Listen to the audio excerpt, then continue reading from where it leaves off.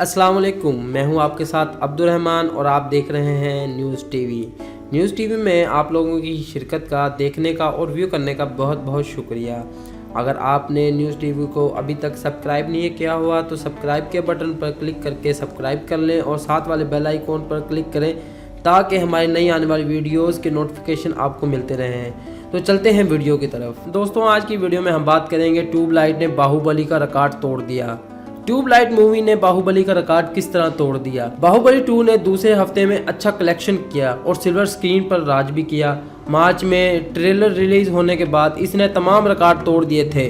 अब हाल ही में सलमान खान की नई फिल्म ट्यूबलाइट का ट्रेलर रिलीज हुआ और इसने बाहुबली का भी रिकॉर्ड तोड़ दिया है। ट्यूबलाइट ने यूट्यूब पर 48 घंटों में 10 मिलियन व्यू हासिल करके सबको पीछे छोड़ दिया।